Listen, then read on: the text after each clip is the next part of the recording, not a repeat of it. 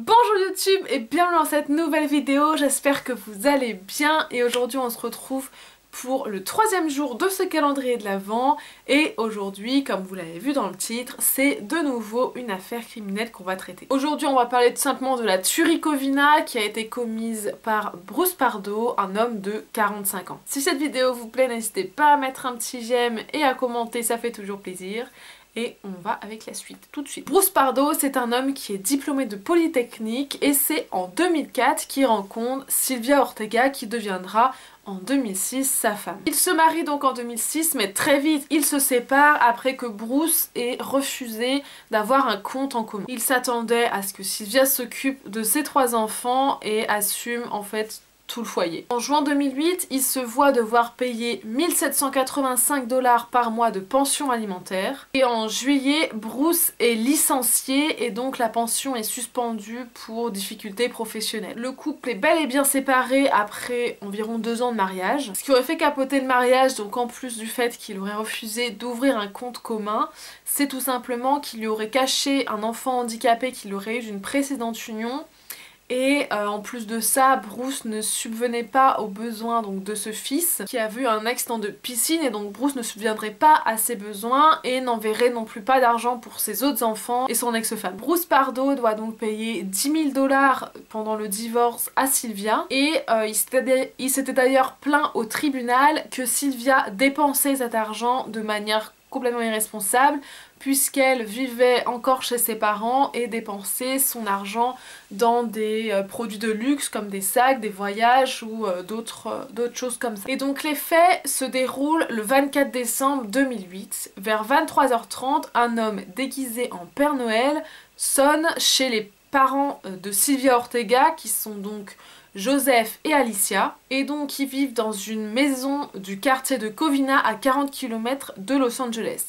Donc ce Père Noël sonne à la porte et c'est une petite fille de 8 ans qui est donc la nièce de Sylvia qui ouvre et là elle découvre le Père Noël qui est en fait Bruce et celui-ci sortira tout de suite une arme à feu et tirera sur la petite fille. Dans la maison, il y a entre 20 et 30 personnes qui passent le réveillon, il me semble qu'ils sont 27 en tout avec Joseph et Alicia de compter. Et donc ils passent le réveillon et Bruce entrera de force dans la maison après avoir tiré sur la petite fille et se mettra à tirer sur tous les invités.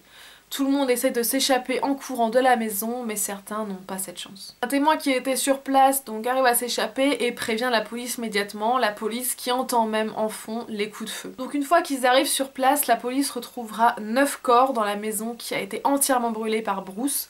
Et donc les corps sont calcinés et au départ l'identification est très compliquée.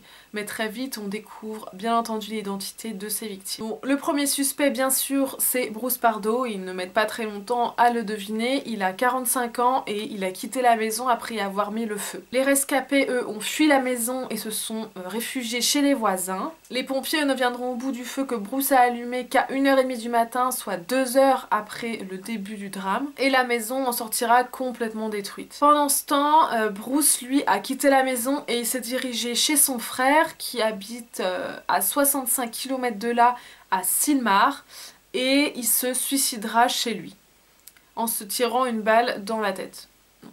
Donc il se tire une balle dans la tête et à 3h30 du matin, la police reçoit un appel du frère de Bruce qui a trouvé son frère mort. Donc les policiers se font très vite le lien et savent très bien pourquoi il s'est suicidé et qui il est surtout. Et il faut savoir que donc dans les victimes qui avaient été touchées par balle, il y en a 2 qui arrivent à survivre. En effet, la petite fillette de 8 ans qui avait ouvert à Bruce et qui s'était pris une balle en plein visage a elle survécu et une autre jeune fille de 16 ans qui elle aussi avait été touchée au niveau du dos survit aussi. Donc la raison avancée par tout le monde en fait de ce drame serait tout simplement que Bruce aurait mal réagi, très mal supporté le divorce et qu'il aurait voulu faire payer. Le divorce lui avait été prononcé officiellement 1 semaine plus tôt et donc ça concorde même dans les faits, ça ne faisait pas 2 ans qu'ils étaient divorcés, ça faisait bien seulement 1 semaine officiellement. Sa femme l'avait d'ailleurs quitté et avait déménagé, ce qui aurait pu provoquer aussi sa colère. Donc au total il a fait 9 victimes, donc 9 personnes qui ont été tuées ce soir-là, et on compte bien sûr son ex-femme Sylvia Ortega, les parents de celle-ci, donc Joseph et Alicia Ortega, mais également 2 de ses frères, donc qui sont Charles et James, et leurs compagnes respectives qui sont Sherry et Teresa, ainsi qu'une parente de Sylvia qui est donc Alicia Ortega Ortiz, et son fils adolescent qui est Michael Ortiz, qui était âgé de 17 ans et qui lui a péri dans les flammes. La police déclare même que selon l'impact de la balle et tout, en fait Bruce aurait pu se tenir même au-dessus de certaines de ses victimes pour être vraiment sûr de bien leur tirer dessus et de bien les tuer.